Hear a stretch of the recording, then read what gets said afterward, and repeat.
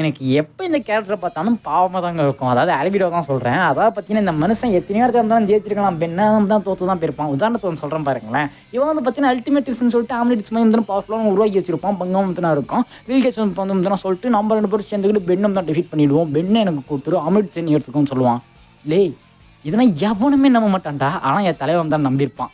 அதாவது பார்த்தீங்கன்னா வில்கேட்ஸோட குறிக்கோள் என்ன, ஆம்லெட்ஸ் வேணும். அவனோட படைக்கு வந்து பார்த்தீங்கன்னா அந்த பவர்ஸ்லாம் யூஸ் பண்ணணும்னு சொல்லிட்டு தான். அதான் அந்த யூனிவர்ஸுக்கு வந்து தான் தெரியும். ஆனால் இந்த மூலசத்தை முட்டா பயிருக்கு வந்து தெரிஞ்சிருக்காது.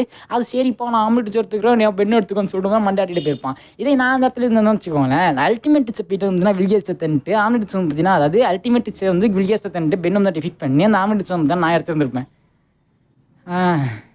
இந்த இடத்துலையும் எனக்கு தெரிஞ்ச வில்கேட்ஸ் தான் நமக்கு டிமிக்கி கொடுத்துட்டு வேறு ஏதாச்சும் வேலையை பார்த்துருப்பான். இருந்தாலும் அந்த விஷயத்தோட நான் இப்போ சொன்னது பார்த்தீங்கன்னா கொஞ்சம் நல்லா இருந்திருக்கும். நிறைய இடத்துல அவரோட கேல்வன் மேலேயே கொஞ்சம் யூஸ் பண்ணியிருந்தா கூட ஜெயிச்சிருக்கலாம். ஆனால் என்ன கேல்வனை என்ன சொல்கிறது, போங்க ஒன்றும் சொல்கிற மாதிரி இல்லை, பாவம் அவன்.